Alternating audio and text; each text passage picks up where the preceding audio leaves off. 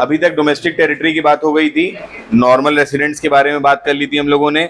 अब हम लोग बात करते हैं फैक्टर इनकम और ट्रांसफर इनकम। टर्म है फैक्टर इनकम, फैक्टर पेमेंट और transfer payment.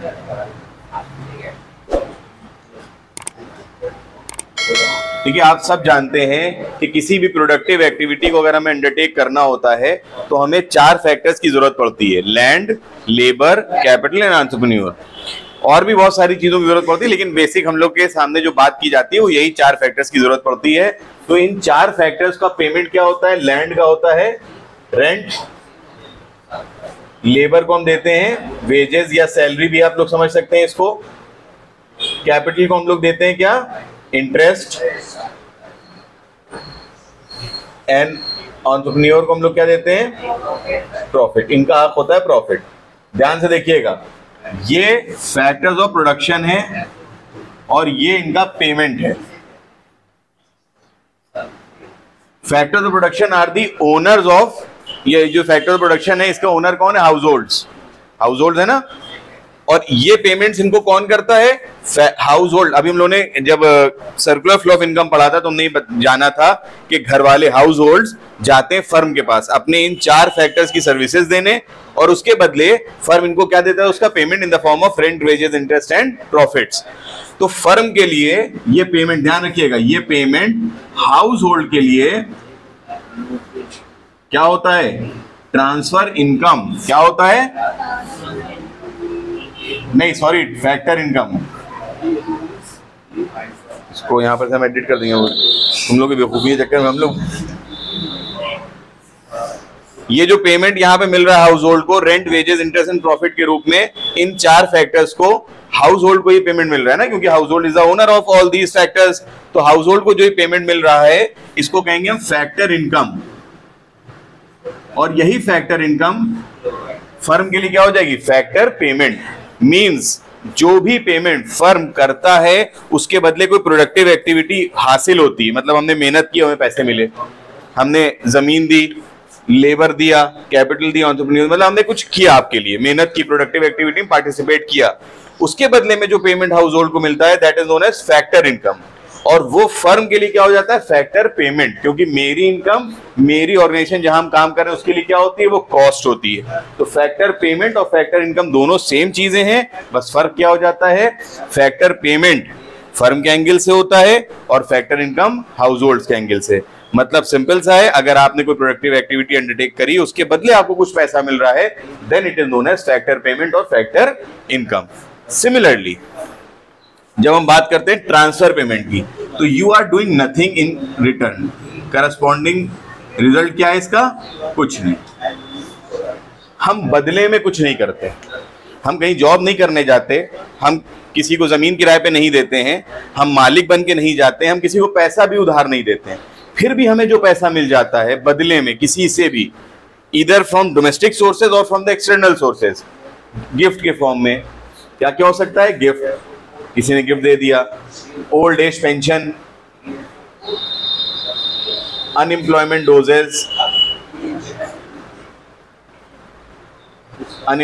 Doses, similarly scholarship, subsidies, ये सब क्या हो गए?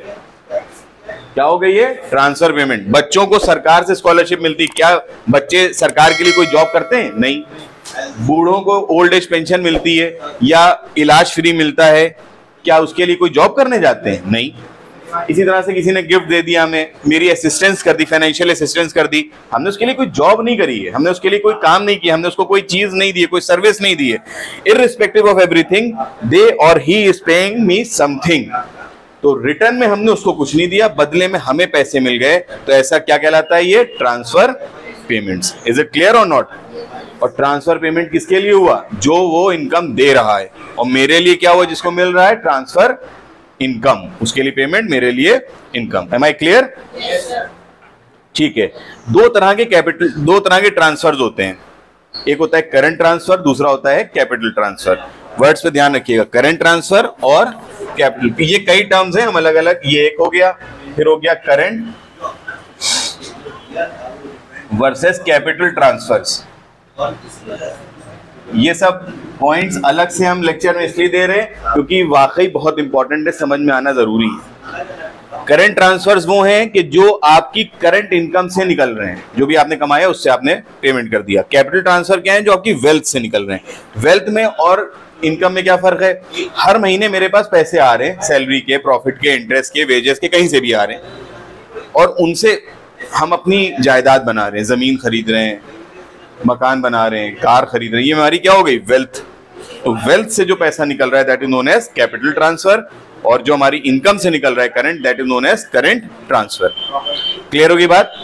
करंट ट्रांसफर एक रेगुलर बेसिस पे कमाई जाने वाली चीज का नाम है, मतलब हर महीने, 2 महीने पे, 3 महीने पे मिलता रहता है।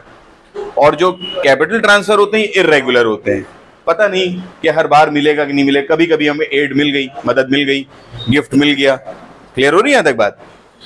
फिर आता है current transfer are meant for the consumption purpose while current capital transfer are meant for the capital formation. अगर हमें कैपिटल फॉर्मेशन, हमने जब 2 सेक्टर मॉडल से पढ़ा रहे थे हम सर्कुलर फ्लो में, तो हमने आप लोगों को बताया था कैपिटल फॉर्मेशन क्या चीज होती है, कि हमने बैंक में पैसा जमा किया और बैंक ने उसको आगे फर्म्स को लोन दे दिया, फर्म ने उससे क्या किया? बिजनेस को स्टार्ट किया। मोबाइल का इस्तेमाल बंद कर दीजिए, ज्यादा बेहतर है। ध्यान दिए पढ़ाई में। जिसका भी मैसेज का रास्ता देख रहे हैं वो रास्ता देखते रह जाइएगा, अगर कामयाब नहीं हुए तो। ठीक है?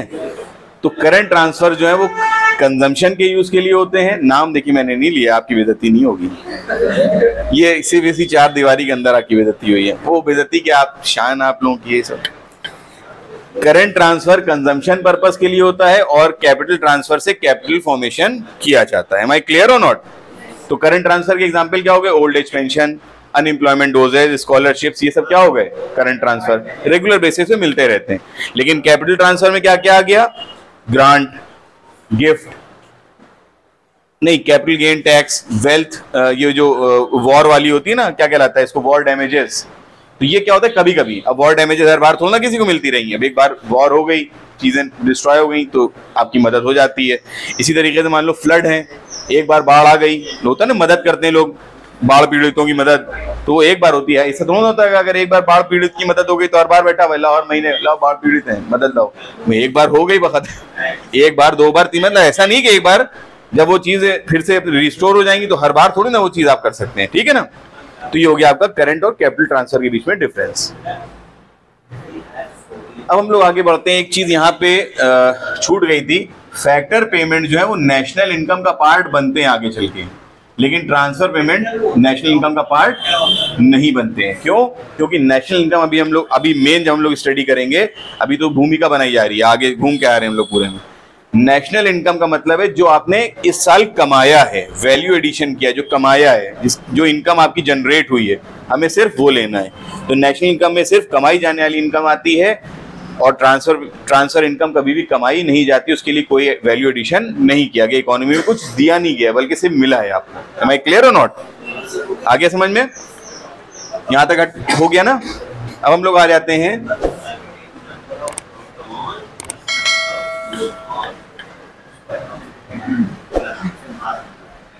सारे पॉइंट्स दिमाग में रखना कि नेशनल इनकम में क्या आता है और क्या नहीं आता है। बार बार जो लिखवा रहे हैं उसको लिखते रहना। फाइनल गुड्स,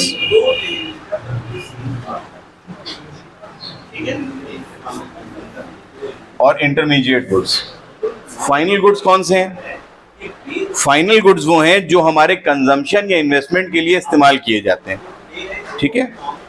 और इंटरमीडिएट गुड्स कौन से हैं? ये वो गुड्स हैं जो कि रीसेल के लिए हम लोग इस्तेमाल, मतलब हमें कोई चीज रीसेल करनी है उसके लिए बीच में इसको इस्तेमाल किया जाता है। तो इसको और हमारे डिटेल में समझें तो फाइनल गुड्स की डेफिनेशन हम पढ़ लेते हैं। Final good refers to those goods which are used either for consumption or for investment.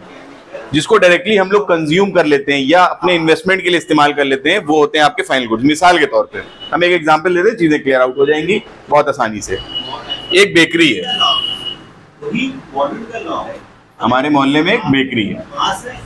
यहाँ पे मिसाल के तौर पे एक शॉप है, ग्रोसरी शॉप है।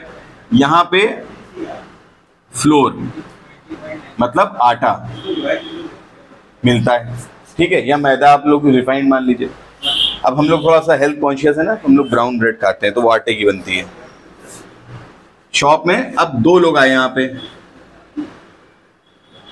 इन्होंने आटा लिया बेकरी चले गए, इन्होंने आटा लिया अपने घर चले गए। ध्यान सुनिएगा, सेम आटा सेम दुकान से लिया गया, लेकिन इन्होंने अपने घर के लिए लिया, इन्होंने लिया बेकरी के लिए, ताकि इस आटे की मदद से ये क्या बनाए, ब्रेड बनाए, और ब्रेड इन्हीं को बेचें और ये फिर ब्रेड भी घर ले जाएं। ठीक है, तो एक ही दुकान से आटा खरीदा गया, दो लोगों ने खरीदा, ये बेकरी वाले थे, ये घर था इनका। ये आटा जो ये अपने घर लेके चले गए, ये हो गया फाइनल गुड्स। बेकरी वाले ने जो लिया, जो बेकरी चला गया, बेकरी से बनी ब्रेड, ब्रेड फिर लौट के वापस इसी आदमी ने खरीदी और ये आदमी फिर अपने घर ले गया। तो ये जो ब्रेड बनी इन्होंने खरीदी, तो ये ब्रेड फिर क्या हो गई, फाइनल गुड्स। आटा इनके लिए इंटरमीडिएट हो गया क्योंकि ये बेकरी जा रहे हैं, इनके लिए क्या हो गया, फाइनल, क्योंकि अपने कंजम्पशन के लिए, अपने सेटिस्फेक्शन के लिए खुद अपने घर लेके जा रहे हैं। M I clear? सेम यही आटा, यही बेकरी वाला 10 किलो खरीदा था, बेकरी 10 किलो बेकरी में ले लिया और इनका इधर घर है बेकरी वाले का, और 10 किलो आटा ये अपने घर ले गए। तो ये 10 किलो आटा क्या हो गया, फाइनल गुड्स, और ये 10 किलो आटा जो बेकरी ले गया वो क्या हो गया, intermediate goods. Am I clear or not? आसान भाषा में मैंने आपको समझाने की कोशिश पूरी कर दी, समझ में आ गया ना? तो ये तो हो गया कंजम्पशन पर्पस के लिए। अब इन्वेस्टमेंट पर्पस के लिए क्या आता है, जैसे हमने एक फर्म ने मशीन खरीदी, फर्म ने एक मशीन खरीदी, मान ली मिसाल के तौर पे हमारा डिस्पोजल का काम है, डिस्पोजल बनाते हैं, डिस्पोजल की हमारी छोटी सी एक फैक्ट्री है, तो डिस्पोजल बनाने के लिए एक फैक्ट्री लगाई हमने, फैक्ट्री के अंदर एक मशीन भी तो लगेगी ना, वो मशीन हमारे लिए क्या हो जाएगी, फाइनल गुड्स, क्योंकि हमारा मेन मकसद पूरा हो रहा है। और उसके अंदर जो हम सामान लेके आ रहे होंगे, कागज, पन्नी, जो भी डिस्पोजल में यूज होती होगी, वो सब क्या हो जाएगी, intermediate goods. Am I clear or not? आ गया ना? इंटरमीडिएट गुड्स के बाद भी आपके सामने क्या आ जाता है, अच्छा एक चीज और हम यहाँ पे देख लेते हैं, फाइनल गुड्स की डिमांड को हम कहते हैं डायरेक्ट डिमांड। क्या कहते हैं, डायरेक्ट डिमांड। हमने डायरेक्टली फाइनल गुड्स की डिमांड करी, और इंटरमीडिएट गुड्स की डिमांड होती है डिराइव डिमांड। इसकी डिमांड इसीलिए करी क्योंकि हमें इसके बदले, इसकी वजह से, मतलब किसी एक बेसिक चीज की वजह से डिमांड करनी पड़ी। मिसाल के तौर पे हमने डायरेक्टली फ्लोर इसलिए खरीदा, आटा इसलिए खरीदा ताकि अपने घर ले जा सके, लेकिन इन्होंने आटा इसलिए खरीदा ताकि बेकरी में जाए और बेकरी में ब्रेड बने, तो ब्रेड की वजह से आटे की डिमांड बनी, तो ये क्या हो गई, ड्राइव डिमांड। मिसाल के तौर पे एक बच्चा जो है अपने अब्बा से जिद करे, मान लो ये हैं शोज, अब जिद करें, इनको स्कूटी चाहिए, अब घर में रो रहे हैं, 3 दिन तक इन्हें दरवाजा बंद करके बैठ गए, खाना नहीं खाएंगे हम, पहले गाड़ी दिलाई है, रो रहे हैं खूब, गाड़ी दिलाई है। गाड़ी की जिद करोगे ना या पेट्रोल की जिद करोगे? रो रहे हैं, इनके घर में पापा ने इनके बुलाया, सर जरा सा घर आ जाइए, आप इनकी काउंसलिंग कर दिए। हमने क्या हो गया भाई, रो रहे हैं साहब 3 दिन से, क्यों? कहने पेट्रोल चाहिए। गाड़ी है नहीं, पेट्रोल क्यों मांगेंगे? मांगेंगे, कोई वजह है? नहीं है ना। इसका मतलब गाड़ी की डिमांड होगी तभी पेट्रोल की डिमांड होगी, डायरेक्टली पेट्रोल की डिमांड क्यों कोई करेगा? तो पेट्रोल की डिमांड क्या हो गई, गाड़ी की वजह से अराइज हो गई, तो गाड़ी की डिमांड हो गई डायरेक्ट डिमांड, और तेल की डिमांड हो गई ड्राइव डिमांड। ठीक है ना, बात समझ में आ गई? चलो अब इस चीज को हम लोग समझते हैं। ये जो हमने बेकरी का एग्जांपल दिया यहाँ पे, इसको कहेंगे प्रोडक्शन बाउंड्री। क्या होता है word, production boundary.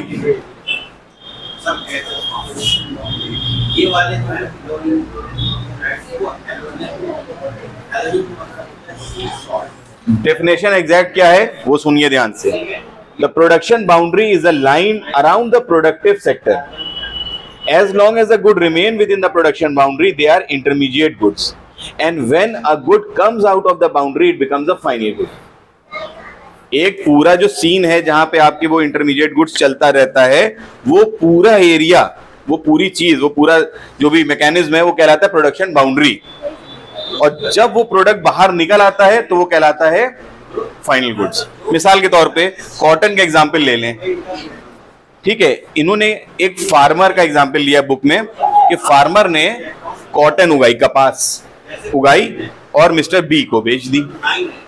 Mister B ने उस कॉटन से धागे बनाए, तागे बनाए पूरे, फिर वीविंग प्रोसेस में गया, उनको जोड़ा गया, उनको प्रिंट किया गया, मतलब ये पूरा प्रोसेस चला ना, कॉटन से साफ सफाई करके उसको जो है वो क्या कहते हैं वो बनाए गए, तागे बनाए गए, तागों को आपस में वीव किया गया, वीव करने के बाद उसको एक तरह से कपड़ा बनाया गया, कपड़ा बनने के बाद उसकी प्रिंटिंग हुई, प्रिंटिंग के बाद कटिंग हुई, कटिंग के बाद जो है वो शर्ट बन गई, सिलाई उलाई होके शर्ट बन के जब बाहर आ गई। मतलब ये पूरा एक जितनी भी फर्म्स इसमें इन्वॉल्व होंगी, जितनी भी, जरूरी नहीं सिर्फ बेकरी हो, जितनी फर्म्स भी इन्वॉल्व होंगी इस पूरे प्रोसेस में, फार्मर कॉटन उगाई, आगे बढ़े एक मिल आई जहां पे कॉटन से धागा बनाया गया, ये धागा किसी और को बेचा गया, उसने अपनी फर्म में धागों को जोड़ के कपड़ा बनाना शुरू किया, वहां कपड़ा बन गया, फिर वो कपड़ा आगे बेचा गया, उन कपड़ों को काटा गया, शर्ट बनाई गई, सूट बनाए गए, ठीक है।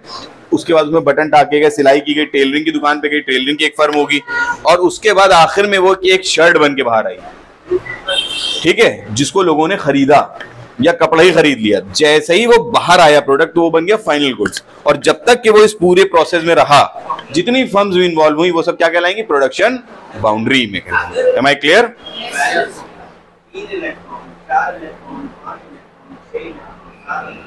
तो अभी हमने आपको ये यहाँ पे जो बात बताई कि अब एक सवाल उठता है कि कैसे पहचाने कि कौन सी चीज इंटरमीडिएट है और कौन सी चीज फाइनल। ये बहुत बड़ा सवाल है इकोनॉमिस्ट के सामने, नेशनल इनकम का बहुत बड़ा सवाल है ये।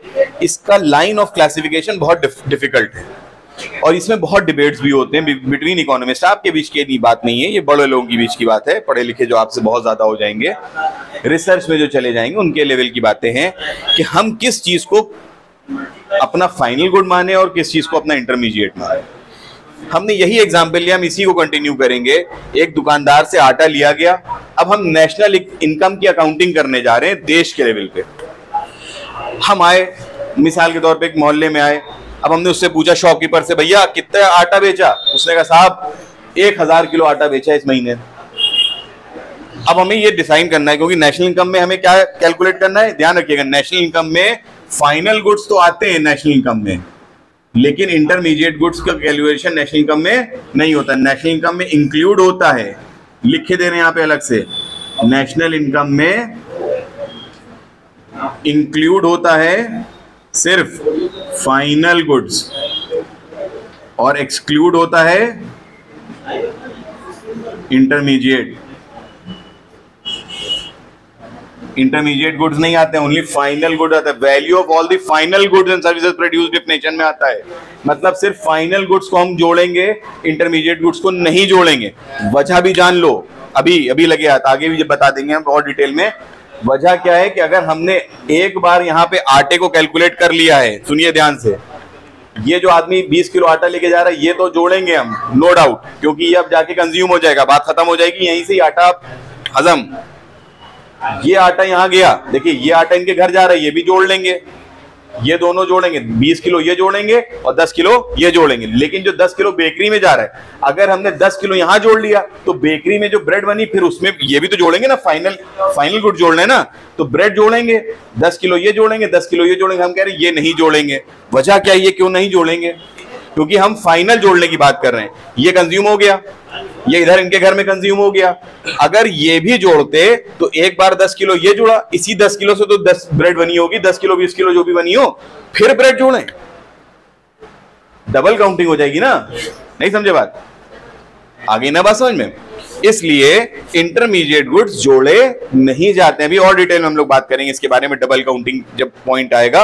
अभी फिलहाल हमने इंट्रोडक्शन दे दिया है कि नेशनल इनकम में सिर्फ फाइनल गुड्स को इंक्लूड किया जाएगा, इंटरमीडिएट गुड्स को इंक्लूड नहीं किया जाएगा। तो ये लाइन ऑफ डिस्टिंक्शन बहुत बहुत कॉम्प्लिकेटेड है कि which commodity or which service is known as intermediate and which is known as final। बहुत आसान भाषा में हमने समझाया, आपकी समझ में आ गया, ठीक है। लेकिन ये प्रॉब्लम है, ये एक थोड़ा सा थ्योरेटिकल प्रॉब्लम है जो कि अभी इकोनॉमिस्ट को फेस करना पड़ती है। मिसाल के तौर पे अभी हम जो एग्जांपल दे रहे थे, अब हम शॉपकीपर पास आए, एक नेशनल इनकम अकाउंटेंट की तरीके से देश का नेशनल इनकम निकालने हैं देश की। दुकानदार से कितना बेचा? उसने कहा 1000 किलो बेचा है सर, 1000। अब हम उससे कहेंगे फाइनल बताओ कितना बेचा है, फाइनल गुड्स कितना था? आटा बीइंग अ फाइनल प्रोडक्ट बताओ, तो ये बता पाएगा शॉपकीपर? उसको क्या पता कि 10 किलो यहाँ घर लेके जा रहा है, 10 किलो बेकरी लेके जा रहे हैं, एक ही थैले में लेके गया, उसे क्या पता कि यहाँ पे यहाँ कितना गया वहां कितना गया? वो तो कहेगा ये भैया बेकरी वाले ने 20 किलो खरीदा हमसे। अब हम कैसे ढूंढेंगे? है दिक्कत की बात नहीं है, एजुकेशन, जो आप लोग कर रहे हैं एजुकेशन, ये फाइनल गुड्स है या इंटरमीडिएट है? आसान सवाल है, बताइए। ये डिबेटेबल टॉपिक है कि एजुकेशन एक फाइनल गुड्स है, आपका मकसद एजुकेशन हासिल करना है या एजुकेशन हासिल करके डिग्री के दम पे नौकरी पाके और पैसे कमाना है? मकसद क्या है? फाइनल है या इंटरमीडिएट है ये एजुकेशन? एक सवाल। कुछ लोग कहते हैं इंटरमीडिएट, कुछ लोग कहते हैं फाइनल। डिबेटेबल टॉपिक है, लंबा टॉपिक है, आपके लेवल की चीज नहीं है ये। दूसरा सवाल, हम यहां से गए चौक, हमारे रिश्तेदार रहते हैं, हमने सोचा था वहां पढ़ाना भी, कोचिंग हमारी पढ़ाएंगे और वहीं चले जाएंगे। पड़ोस में है कोचिंग, हमारे रिश्तेदार के बगल के घर, मतलब हमारे रिश्तेदार का जो घर है उसके बगल में मेरी कोचिंग है। हम यहां से वहां गए, अब देखिए पढ़ाने जा रहे हैं तो ट्रांसपोर्ट अलाउंस क्या हो गया? इंटरमीडिएट, क्योंकि हम उसके बदले कमाने जा रहे हैं ना। लेकिन पड़ोस में रिश्तेदार भी रहते हैं और वहां तो जा रहे हैं सेल्फ सेटिस्फेक्शन के लिए, वो है फाइनल कंजम्पशन। तो इस ट्रांसपोर्ट, ये पैसे के जो खर्चा होगा हमारे यहाँ से वहां जाने में, वो क्या है? फाइनल है कि इंटरमीडिएट? सवाल है ये डिबेटेबल टॉपिक है कि नहीं है? तो इस तरह से बहुत सारे सवाल आएंगे, बहुत सारी कमोडिटीज आएंगी जहां पे डिसीजन नहीं हो पा रहा है कि ये इंटरमीडिएट है कि ये फाइनल है। अब यहाँ पे डिस्टिंक्शन कैसे आता है? On the basis of end use. If the end use of any good is consumption और investment then it is fine. अब आपके लेवल पे हम आ जाते हैं, अगर एंड यूज आपका कंजम्पशन है तो फाइनल गुड्स है, और अगर आप उसको फर्दर प्रोसेस करते हैं तो क्या है? इंटरमीडिएट। एक एग्जांपल दे दें, वैसे ये कंक्लूसिव बात नहीं है मेरी, क्योंकि हम इस पोजीशन पे हैं कि हम जो है वो बीइंग एन इकोनॉमिस्ट चीज़ों में इन्वॉल्व होते रहते हैं, तो चीज़ें मिसअंडरस्टूड ना हो जाए, इसलिए हम ये बात कहते हैं। कंक्लूसिव बात नहीं है मेरी ये, है ना, कंक्लूसिव बात नहीं। बार बार हम इसलिए कह रहे हैं क्योंकि हम कोई स्टेटमेंट नहीं दे रहे, हम तुम लोग के लेवल को सिर्फ समझाने की बात कर रहे हैं। मिसाल के तौर पे हम इस टाइम पे एक जगह पे आके सेट हो गए, हमने अपना करियर मिसाल के तौर पे बना लिया। अब हम फर्दर मिसाल के तौर पे कुछ भी पढ़ना चाहते हैं, हम चाहते हैं रशियन लैंग्वेज सीख लें, हम चाह रहे हैं कि साहब हम जापानीज सीख लें, हम चाह रहे हैं मैंड्रीन सीख लें, सीखना है शौक के लिए। तो यहाँ पे ये एजुकेशन क्या हो जाएगी हमारे लिए? फाइनल। क्या हो जाएगी? फाइनल। लेकिन हम इसलिए मैंड्रीन सीखें ताकि हम एज अ ट्रांसलेटर जॉब कर सकें, तो यहाँ पे मैंड्रीन सीखना, उसके ऊपर खर्चा करना क्या बन जाएगा? इंटरमीडिएट। हमने कोशिश ये की है कि आप लोगों को आपके लेवल की चीज समझ में आ जाए, वैसे ये कंक्लूसिव बात नहीं है। मतलब अगर आपने फर्दर प्रोसेस करने के लिए कोई चीज की है then it is an intermediate goods, but अगर आपने एंड यूज के लिए किया है देन इट इज फाइनल। हम अपनी कोचिंग के बच्चों को पिकनिक ले गए, फाइनल है या इंटरमीडिएट? हम खुद घूमने जाएं अपने घर वालों को लेके, वो मेरा सेल्फ सेटिस्फेक्शन है। वहां दूसरा मकसद ये नहीं है कि दे आर माई स्टूडेंट्स या दे आर माई क्लाइंट्स। अगर हम अपने मान ली टीचर ना हो, मान ली मिसाल के तौर पे कोई एक शोरूम चला रहे हो और हम अपने सारे एम्प्लॉयज को घुमाने ले जाएं, देन फाइनल नहीं होगा वो, वहां पे वो इंटरमीडिएट माना जाएगा। क्यों? क्योंकि हम वहां पे being a part of job कर रहे हैं, हम अपने एम्प्लॉय को सेटिस्फाई करने के लिए, उनकी प्रोडक्टिविटी इनहेंस करने के लिए उनको लेके जा रहे हैं, ये प्रोसेसिंग कर रहे हैं हम। और जहां पे अपने घर वालों को ले जाएंगे हम, वहां पे कोई दूसरा मकसद पैसा कमाना थोड़ी ना होगा। हम अपने किसी क्लाइंट, हमने कोई आया हमारे पास, मान ली मेरी ट्रैवलिंग एजेंसी है, अब वो जो है वो मान ली एक बहुत बड़ा टूर लेके जाना चाहते हैं, वो स्कूल के मालिक हैं, हम अपने स्कूल उनको बुलाएं और उनको डिनर पे ले जाएं, स्कूल के मालिक को डिनर पे ले जाएं, ताकि वो सारे जितने भी उनके पिकनिक जाने वाली है स्टाफ की और बच्चों की, वो सब मेरे जरिए जाए। मक्खन लगाने की नियत है ना मेरी, मकसद तो ये ना, मक्खन लगाना चाह रहे हैं। Being owner of medicine market, मान लो मेडिसिन की हमारी कोई कंपनी है और हम डॉक्टर्स को बुला लें, आइए सर डॉक्टर साहब खाना अरे आप हमारे दोस्त हैं, भाई हमारे, इसलिए बुलाएं हम। नियत क्या है? असली नियत क्या है? ताकि लिखे पर्चे पे दवाएं मेरी, ये क्या बन जाएगा? Intermediary transaction. लेकिन हम अपने घर वालों को, अपने दोस्तों को ले जाएं बिना किसी सेकंड थॉट के कि हमें उनसे कुछ काम लेना है, तो क्या बन जाएगा? फाइनल। ये आसान भाषा में मैंने समझाने की कोशिश कर दी। क्लियर हो गई यहां तक बात? अब कुछ चीजें हैं जिनके बारे में इन्हीं ने कहा। अगर एक पब्लिशर, हम पॉइंट्स यहां पे देखे ले रहे हैं बुक से, वही बता दे रहे हैं। अगर एक पब्लिशर बुक छापने के लिए पेपर्स खरीदता है, तो क्या है? इंटरमीडिएटरी गुड्स है। Very nice. फर्नीचर अगर एक स्कूल खरीदता है तो फाइनल। उसका मकसद स्कूल का है चेयर खरीदना है, स्कूल का मकसद फर्नीचर खरीद के बेचना थोड़ी ना है। पहले स्कूल के बाद दुकान लग गई, आई फर्नीचर में, पुराने फर्नीचर, नया फर्नीचर, 25 में, 30 में, 40 में, ऐसा थोड़ा ना होता है। उनका काम क्या है? बच्चे पढ़ाना। उसकी milk purchase by the house hold, घर वालों ने दूध खरीदा, final. Very nice. Purchase of rice by the grocery shop, एक ग्रोसरी शॉप ने क्या खरीदा? राइस खरीदा, बेचने के लिए खरीदा होगा घर, intermediary. Coal use by the manufacturing firm, manufacturing करनी है, कुछ बनाना है, प्रोड्यूस करना है, कोल खरीदा, कोयला, इंटरमीडिएटरी। Very nice. ऑफिस में कंप्यूटर खरीदा गया, फाइनल। ऑफिस वाले बेचने के लिए थोड़ा खरीद रहे हैं, ध्यान हो, बेचने के लिए खरीद रहे हो तो फिर इंटरमीडिएटरी है, मतलब उसकी मदद से प्रोडक्शन हो रहा है या उसी को रीसेल कर रहे हो। तो coal use by consumers households, final. हाथ तापेंगे, जाड़े आ रहे हैं, बढ़िया। सोचो कितना अच्छा लग रहा है, जाड़े आ रहे हैं, हाय हाय, जल्दी जाड़े हैं भाई। Mobile purchase by mobile dealer, intermediary. दुकानदार अगर मोबाइल खरीदेगा, मोबाइल दुकानदार, तो मोबाइल खरीद के बेचेगा, खुद तो ना 10-10 फोन रख के टहल रहा है, 6 आईफोन इधर, 4 ओप्पो इधर, वन प्लस, बेचने के लिए खरीदता है। Purchase of pulses by the consumer, दाल खरीद रहे हैं हम लोग, अरहर की दाल, माछ की दाल, दूली माछ की दाल है, फाइनल। और यही अगर ग्रोसरी शॉप वाला खरीदेगा, वेरी नाइस, देखो समझ में आ रहा है तुम लोग। स्कूल वाले का चौक डस्टर खरीदेंगे, इंटरमीडिएट। प्रोडक्शन कर रहे हैं इसकी मदद से, प्रोडक्शन नहीं, ये क्या कर रहे हैं हम लोग इतनी देर से? वैल्यू एडिशन कर रहे हैं ना, पढ़ा रहे हैं ना तुम लोगों को, तुम्हारे में वैल्यू एडिशन, इतनी देर हम इल्म दे रहे हैं ना, ये ट्रांसफर हो रहा है, ट्रांसफर ऑफ नॉलेज हो रहा है। देखिए सब एकदम कनेक्शन बना हुआ है, जो ट्रांसफर ऑफ नॉलेज हो रहा है ये भी प्रोडक्टिव एक्टिविटी है। वो किसकी मदद से हुआ? ये यही मार्कर की वजह से ये लिख रहे हैं ना, ये हमने अपने हाथ नहीं हुआ कि चाकू से खून से लिख दिया इधर,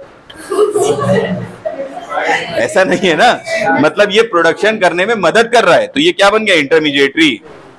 फिर आता है फर्टिलाइजर, फार्मर के द्वारा इस्तेमाल किया गया, इंटरमीडिएटरी, क्योंकि वो फर्टिलाइजर डालेगा तभी तो, खाद डालेगा तभी तो वहां पे फसल उगेगी। पढ़ाई में ध्यान दिए। फिर आता है printer purchase by the lawyer, lawyer का काम क्या है? लॉयर का काम है मुकदमा लड़ना आपके लिए, सूट फाइल करना, उसको डिफेंड करना, फाइनल। प्रिंटर बेच रहा होगा, वकील के चेंबर में प्रिंटर लगे, भाई नए में आइए, पुराने में आइए, है, फाइनल है, क्योंकि इन्वेस्टमेंट है ना। देखिए हमने क्या कहा था, कंजम्पशन भी फाइनल हो सकता है, इन्वेस्टमेंट एक्सपेंडिचर भी फाइनल हो सकता है। फिर आता है wheat use by flour mill, आटा चक्की में हमने गेहूं खरीदा, इंटरमीडिएट, उससे मदद से आटा, गेहूं पीस के आटा बनाया जाएगा। अनसोल्ड कोल, जो आखिरी में बचा हुआ है, फाइनल। कॉटन क्लॉथ मिल में अगर इस्तेमाल हो रही है, इंटरमीडिएटरी। अलीना ध्यान दिए पढ़ाई में। Wheat use by house hold, ये असल में जब भी पढ़ाई हो रही होती है तो बड़ा इंटरेस्टिंग लगता है, ये फाइनल, जब एग्जाम में लिखने बैठो तब याद आता है, फाइनल है, इंटरमीडिएट। और एक वर्ड इधर उधर हुआ, गिनती इधर उधर हुई, पूरा क्वेश्चन गलत, 15 नंबर का, 12 नंबर का। तो इसलिए अभी थोड़ा सा एंजॉय भी ना करना, रिजल्ट आने बाद एंजॉय करो खूब, जब रिजल्ट आए तो खूब एंजॉय करना, अभी मेहनत कर लो। देखो दो इनवर्स चीजें चलती हैं, पढ़ाई के दौरान एंजॉय करोगे तो रिजल्ट आने पे रो रहे होगे, और रिजल्ट के टाइम एंजॉय करने के लिए अभी अपनी खुशियों को त्याग दो। दुनिया का दस्तूर है, कुछ पाना है तो कुछ खोना है, अभी का चैन, खुशियां सब त्याग दो, किस महीने, 4-5 महीने, रिजल्ट के बाद सब कुछ पलट के 2 गुना 3 गुना मिल जाते हैं। रिजल्ट अच्छा आएगा, 95-96% आएगी, 99% आ गई, पेपर में फोटो आ गया, 4 जगह इतराना, बाहर जो बाहर रिश्तेदार हैं वो पैसे भेजेंगे, बहुत बढ़िया है, 4 लोग तारीफ, वो लोग भी तारीफ करेंगे जो कभी तुम्हें अपना मानते ही नहीं थे, अरे मेरी भतीजी। अब वो कोई पूछ ले कैसी भतीजी, वो जिनके अब्बा है वो मेरे अब्बा के दोस्त के भाई हैं, बहुत दूर का रिश्ता है लेकिन सगी भतीजी है, बहुत करीबी ताल्लुकात। तो अगर वो सब चाहिए तो अभी मेहनत कर लो, अभी पसीना बहा लो, अभी चैन त्याग, सब कुछ त्याग दो, पढ़ाई में ध्यान दो बस। तो आगे जो आने वाले टाइम में रिजल्ट आएगा ना, उसके बाद बहुत मजा आएगा, खुश हो गए। अभी खुश हो गए तो बाद में। मैं बहुत अच्छा पेपर करके आया था, ये एग्जामिनर की वजह से नंबर कट गए, पता नहीं कि जाहिल एग्जामिनर को मिल गई कॉपी, वरना मैं बहुत अच्छा पेपर करके। ये मैंने 90% देखा है बच्चों को, कभी अपनी गलती होती नहीं, एग्जामिनर ने कॉपी गलत चेक करी, वरना बहुत रीचेक कराइए मेरी कॉपी।